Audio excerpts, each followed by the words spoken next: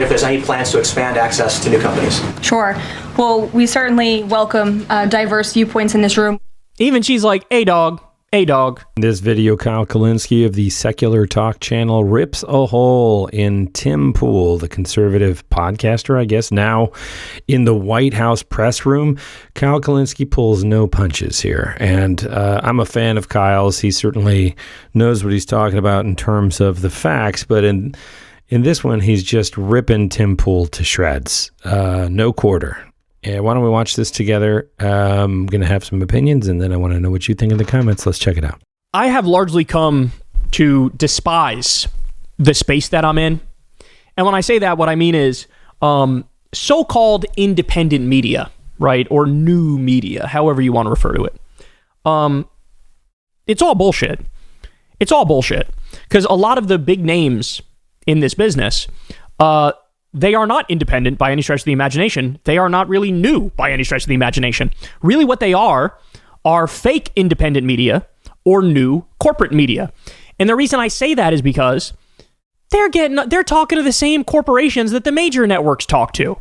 They're getting the same sort of fucking brand deals that the others are. These people, a lot of the people in this business care more about the business side of it than they do about the stuff they say on air, which actually matters, right? News, information, facts, ideology. That's like secondary to like, where can I get my check? Right? And so I've come to despise this space mostly because people in this space still love to suck themselves off like they're special while at the same time falling prey to the same malincentives that mainstream media does. And so case in point, I mean, there's a million people we could talk about here, but case in point, Tim Pool. Tim Pool, as you all know, he recently had this massive scandal, both him, Dave Rubin, there were some others as well who I'm blanking. Matt Christensen, I believe, was another one. There was a few of them. And what happened was there was this media company called Tenet Media run by Lauren Chen, who was also herself a conservative commentator. And she was taking in funds, and she basically had on her network Tim Pool and Dave Rubin and all these other people. And come to find out, the feds had to get involved because Lauren Chen was basically taking massive amounts of money from the Russian government. Now, according to the indictment and according to many of the people involved, both Tim Pool and Dave Rubin didn't really know that the money was coming from Russia. But Tim's dodge was like, look, I just thought there was some shadowy billionaire that was funding Tenet Media, which is quite a dodge because to me that is just as bad. I thought some nameless, faceless billionaire was giving me hundreds of thousands of dollars to spew my propaganda, which is good for billionaires. Oh, well, aren't you so fucking exonerated, bitch? Like, what the fuck? What a dodge that is. Now, I believe it was Dave Rubin who wanted more evidence. And they sent this, like, fake portfolio with, like, Edward Gregorian was the name or something. And it was so fake. And it just showed, like, here's this billionaire. And it got into, like, everything was vague. And I guess Rubin was like, that's good enough. Actually, he had one issue. The issue was something on the resume said something about social justice. And he was like, disgusting. I'm against that. Right? But anyway... So, in my mind, just the facts on the case as they are, even if you take the most kind interpretation to the Tim Pools and the Dave Rubins, these people are barbecue chicken. Like, nobody in their audience should ever trust them ever again. There are ways to do this and keep it relatively pure. The way to do it and keep it relatively pure is what? Small dollar donations from the audience. We have a Patreon. We have a Substack for Crystal Kyle and friends. Small dollar donations. People give $2 a month, $5 a month, $7 a month, whatever it is. That's what keeps the show going. Outside of that, I just have the default ads on YouTube, which I have nothing to do with. There's a giant buffer between me and the ad team. I'm fine with that ethically as well. Right? That's all. Anytime you start talking to advertisers, you start talking to big money interests, things get fucking squirrely, dog. Because then you have all these bad incentives. And you end up in the same place mainstream media is in. Okay. Now, having said all that, Tim Pool has been nothing but rewarded for being a fake independent media hack, a new corporate media hack. Why? Because in the age of Trump, they just want people who are going to suck them off.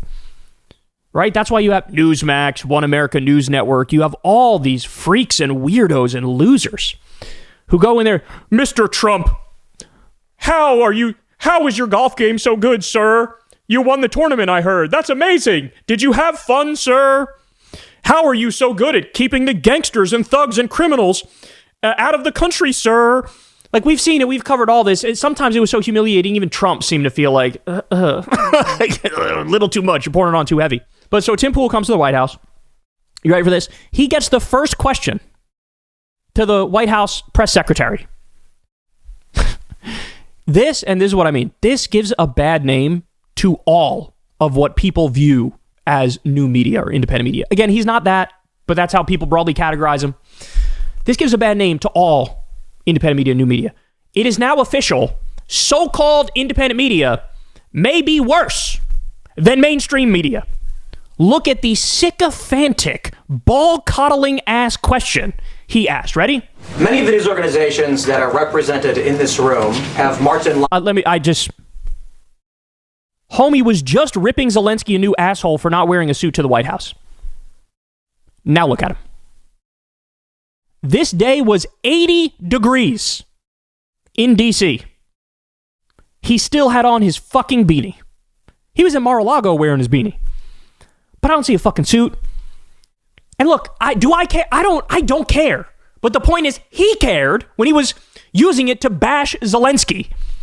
But now all of a sudden, okay, anyway, let's keep going. We're just getting started here. In this room have marched in lockstep on false narratives, such as the Very Fine People hoax, the Covington smear, and now what's being called the Maryland Man hoax, where an MS-13 gang member adjudicated by two different judges, I believe.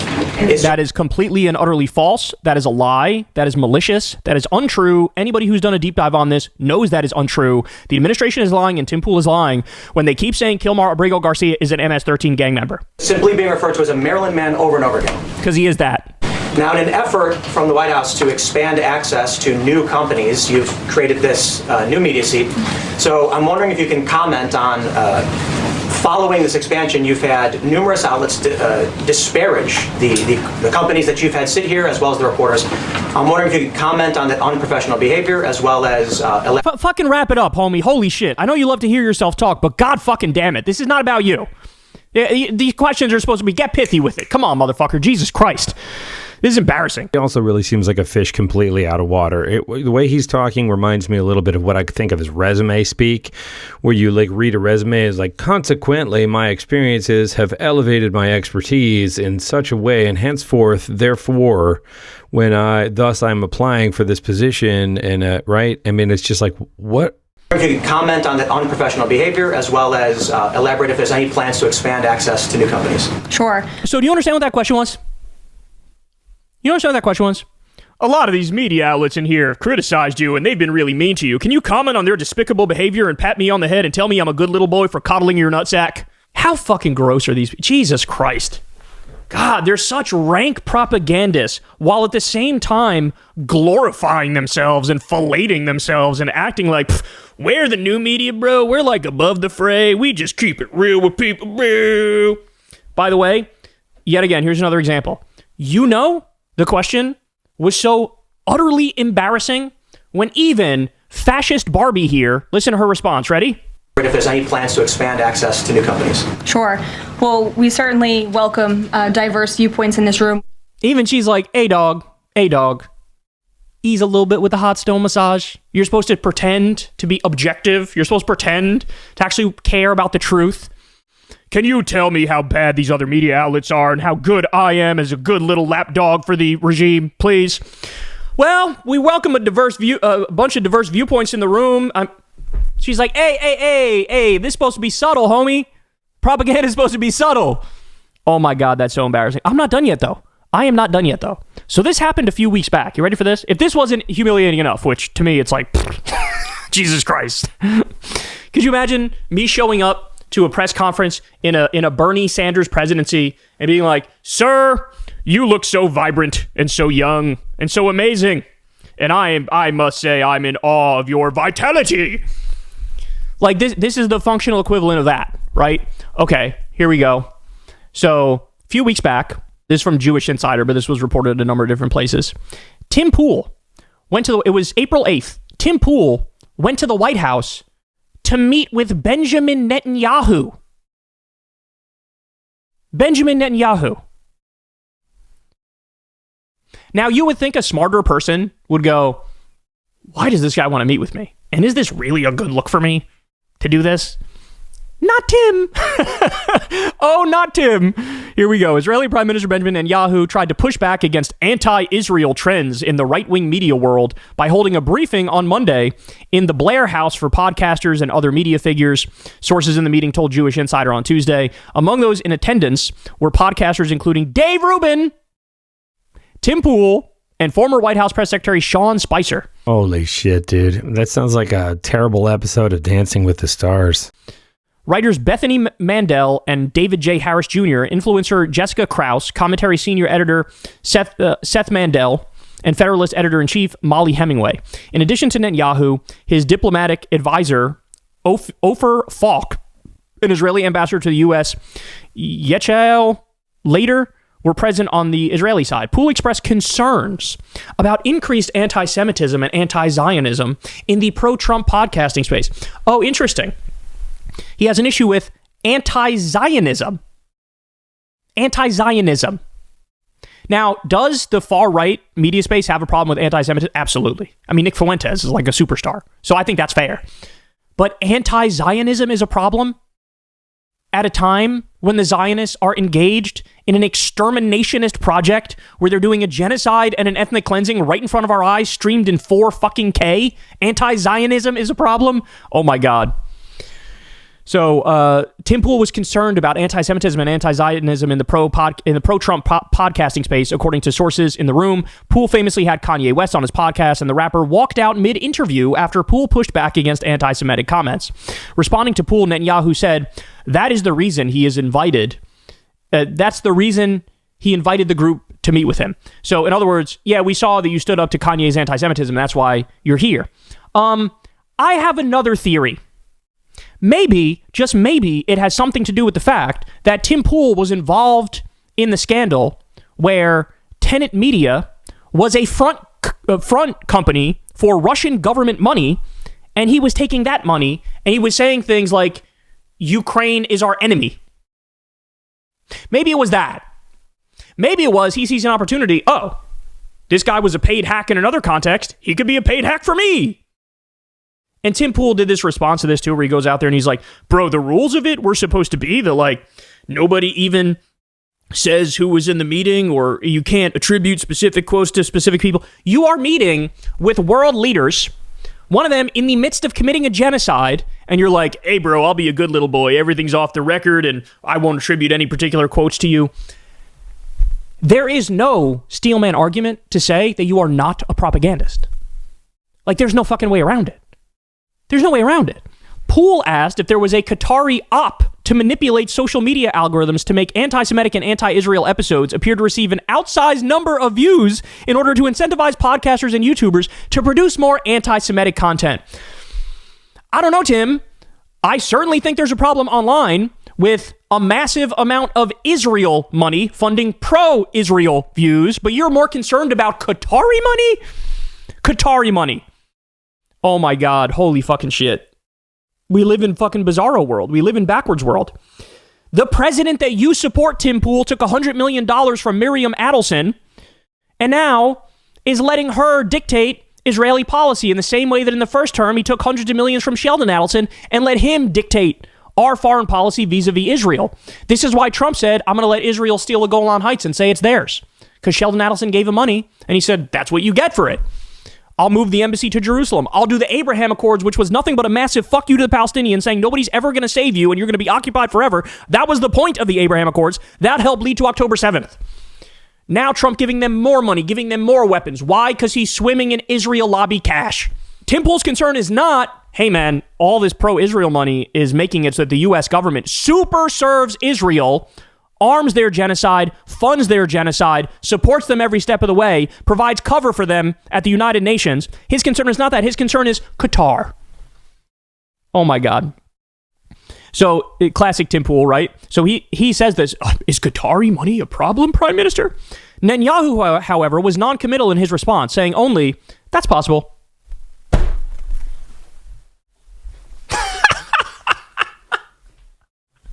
This man is a walking humiliation. Oh my God, it's so embarrassing. This is the most embarrassing thing I've ever seen.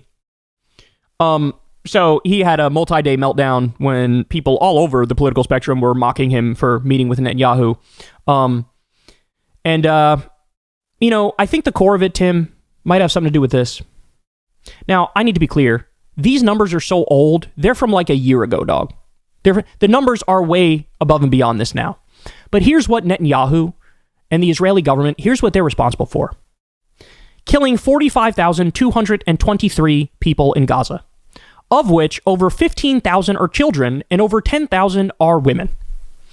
Of the 45,000 that have been killed, about 41,000 are civilians. Again, these numbers are a year old.